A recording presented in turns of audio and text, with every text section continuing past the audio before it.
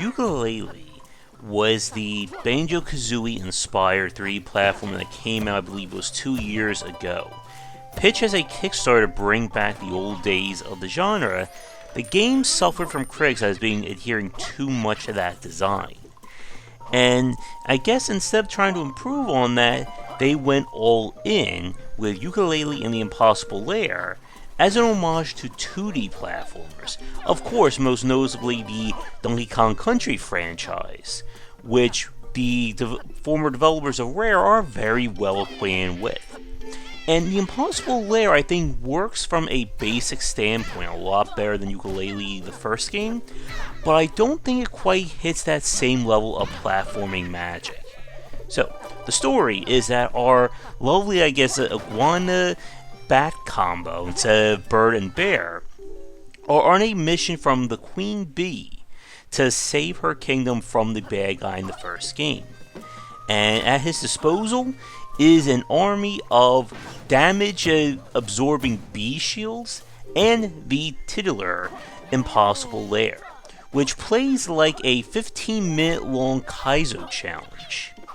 Now, here's the twist of the game. You can attempt the Impossible Lair at any time in the game, but you get additional hits by completing the other chapters, such as the one you see here.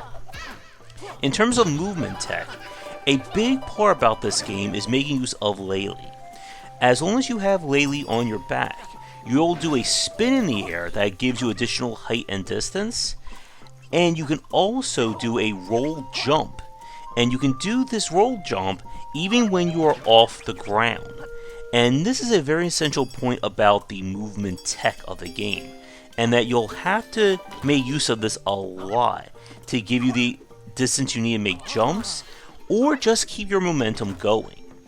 The game makes use of global cycles in terms of the platforming, so it's very easy to miss a section if you're not too careful. And as you can see, you'll be collecting a lot of the quills from the first game.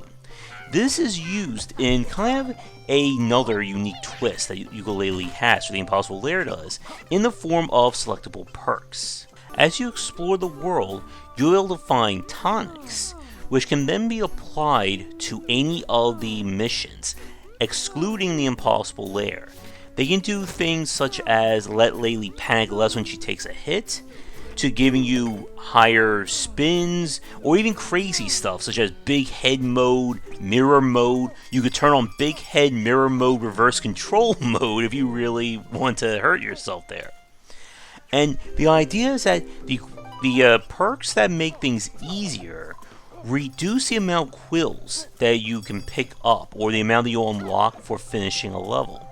And quills are used to unlock additional tonics, as well as in the game's new overworld, that we'll talk about after our little bump at the midpoint. In terms of the platforming, the game feels just as well as the old school Donkey Kong Country games do. Again, there's definitely this sense of momentum and constant motion with Yooka Laylee, very similar to what we see with speedrunners do of the Mario games, but again, a very integral part of Donkey Kong Country. That it's just always about you keeping going and trying to move through the patterns and the cycles of each obstacle as quickly as possible. In terms of the level design, well, you won't be seeing it in this review. The game does throw a lot at the player, all the more so that all the elements that show up in the regular levels become a section or a challenge in the Impossible Lair itself. And you are really going to be challenged by that, even if you are versed in platforming, as you're going to have to make use of or avoid all the obstacles and unique movement tech in the game. With that said, the game does feature, again, a very interesting take on the hub world, but it does have, I think, some overall issues when it comes to the platforming. And we're going to talk about that next, but first, a quick shout out to our current Game Wisdom supporters and sponsors. And now for a quick shout out to our current Game Wisdom supporters and sponsors. Going forward, all Patreon supporters will get early access to our videos. And if you'd like to continue this discussion on game design, be sure to check out our Discord channel, linked down below. If you're looking for more wisdom about game design, be sure to check out my latest offering of books, 20 Essential Games to Study, aimed for first-time developers and students looking for some inspiration for their upcoming games, and Game Design Deep Dive Platformers if you're interested in anything regarding 2D and 3D platforming design. They're both available in print, digital, and wherever books are being sold. One thing that Yooka Laylee and the Impossible Lair does, I think, in a better way than the first game is with the use of its hub or overworld. In the first title, the hub kind of followed that very same bland design as Banjo-Kazooie, or a lesser version of that, which is very little in terms of exploration.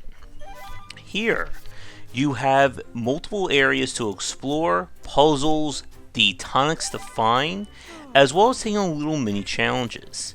While there are enemies that will attack you, there is no penalty of failure or death here. One of the more interesting aspects of this, besides having the greater sense of puzzle solving and kind of secrets to uncover, is the idea that every world in the game has kind of like a alternate version of it. By solving puzzles and finding stuff on the main map, you're able to alter each stage in a unique way. And it kind of fits the theme or what's happening to the book in the overworld. So if for one area, the book is on a beach, and then the high tide comes in, when you enter that world again, there'll be a lot more water and be more swimming focus. And this is kind of a way of the developers expanding the number of levels in the game without having to design radically different levels. And it's a great touch, again, in terms of marrying the overworld and the actual levels, something that we don't see from a lot of games. Now, with that said, I think Yooka Laylee and the Impossible Lair does stand better or stand higher than the original game. It's a lot harder to get the foundation and kind of the sense of motion and platforming in a 2D game compared to a 3D title. But with that said, I do have a few issues with the basic design of it. A big element of the Impossible Lair is the use of Laylee. If you lose Laylee at any point during a play, you lose essentially half your movement tech, as you are unable to perform the spin jump in the air, and this is a necessary element to basically jump certain gaps or get around specific obstacles, and is a major part of the difficulty curve of the Impossible Lair. Because in the lair itself, losing Laylee, and there are areas which you are literally not going to be able to do the platforming without making use of that movement tech, and why you need the kind of B shield or going through the other chapters. I'm not a fan of this because getting Laylee back can be a pain. You see, when she gets knocked off of Yooka, you have to kind of find her. She starts moving around, fluttering rapidly around the area. And in many of the cases, and people who saw me play this on stream can attest to this, that I would lose Laylee, and then she would get lost in an area that was too dangerous for me to return to, or I couldn't due to kind of having a one-way mark or one-way point in that level. And this becomes very frustrating in terms of platforming. This would be akin to in Super Mario World, that if you lose Big Mario, the entire functionality of the spin jump goes away. Like, you can't even perform that move. And speaking about like Super Mario World and even classic platformers, I was hoping for more in terms of level diversity. Again, Playtonic is made up of former Rare developers, and as we said earlier, one of the high marks of the 2D platformer genre was of course the Donkey Kong Country franchise. And then we saw, I think it was Retro Studios carry that torch with Donkey Kong Country Returns and Tropical Freeze. The levels unfortunately just get a little bit on the repetitive side. There doesn't seem to be that much in terms of variety of mechanics or situations. The only exceptions would be a few auto-scrolling sections, as well as kind of the underwater parts. If you were hoping for more diversity as we saw with the Donkey Kong Country franchise, you're not going to find that here. There are also no bosses in this game outside of fighting the final boss in the Impossible Lair. Now, if you saw there with the secrets, there's the character Trouser, the snake, returns as kind of the gatekeeper, and you have to find his coins, 5 per level, in order to unlock additional points on the world map. But the problem I ran into is that sometimes these coins just seem to be kind of put in willy-nilly in terms of their location in the levels. You may have saw in a few of these screens, or a few of the images that we have on screen, there are feathers that are multicolored that have different challenges to them. Sometimes these feather challenges will unlock coins, but other times they don't, and it's a very weird inconsistency that can appear in these levels. But even then, we got more than enough coins to unlock all the levels, or unlock all the areas in the world itself. I was also hoping for more of a greater interaction with the tonics. The fact that you can't use them inside the Impossible Lair does mean that getting used to them is going to make you less of a player and make that lair a lot harder. And trust me, it can be very difficult to play the Impossible Lair. Not so much in terms of like the hard, challenging, limitations of a Kaizo game, but the very fact that it's so long and there are no checkpoints in it. I believe if we were to count, it would probably take a good 15 to 20 minutes of playing a single level, essentially, to get through the Impossible Lair. Not to mention the escape, that if you die on that, you go all the way back to the start.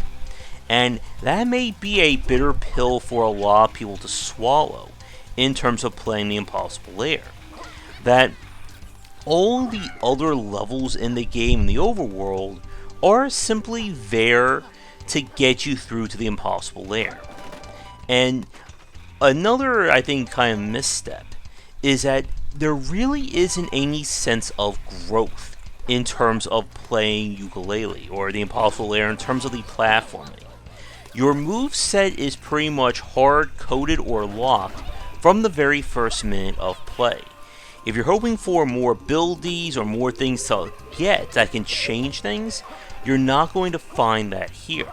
Now, to be fair, that is very much similar to the Mario games.